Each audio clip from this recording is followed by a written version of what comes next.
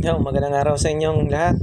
Pag-usapan natin ngayon ang West Philippine Sea dahil mas umiigting ngayon yung iringan sa West Philippine Sea. So, bakit nga ba nagkaroon ng ganyang matinding iringan na? Ang panahon ni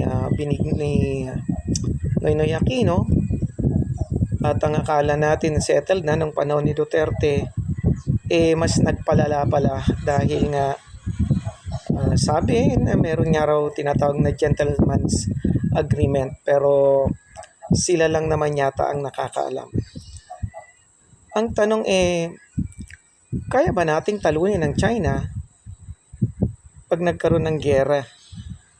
At napakadaling sagutin yan. Ang sagot po dyan ay syempre hindi. Unang-una, outnumber tayo sa population ng tao at sa sundalo. Ganun na rin sa weapons and armaments. Okay?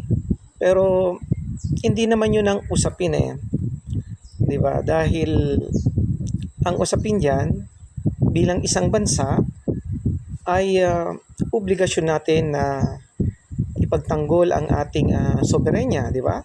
Alam naman siguro natin 'yan. Politics 101, the four elements of the state. One is the people, government, territory, and the sovereignty. It is the right of our country, our nation, to protect our territory, and also as the duty and responsibility of the president in accordance to his oath of office. And also, it is also the duty and obligations of every citizen of this land. No? It was stipulated in the Constitution of the Philippines that in times of need, it is the obligation and duty of every Filipino to defend our motherland. So, we need to defend. And we don't need, it is not good to compromise. At lumalabas, Duterte compromise. Lagi niya nang sinasabi pag sinakop tayo ng China, may magagawa ba tayo? Quite correct.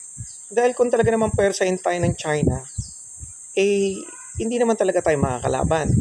Makakalaban pero syempre matatalo tayo. But again, sabi nga, 'di ba? Bakit yung mga bayani natin noon, sila Rizal Bonifacio, alam din nilang talo but they kept on fighting until they've got the independence.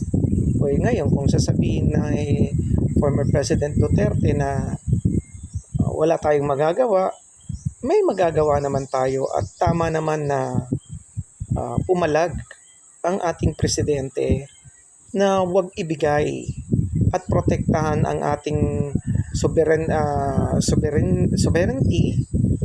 at the same time yung ating territory.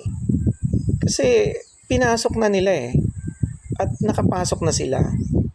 Now, kung hindi tayo iimik, patuloy nila tayong sasakupin hanggang masakop na nila ang buong Pilipinas. Hindi natin kaya ang China. Pero sabi nga nila, tuta man lang, kahit tuta, kumakagat pa din.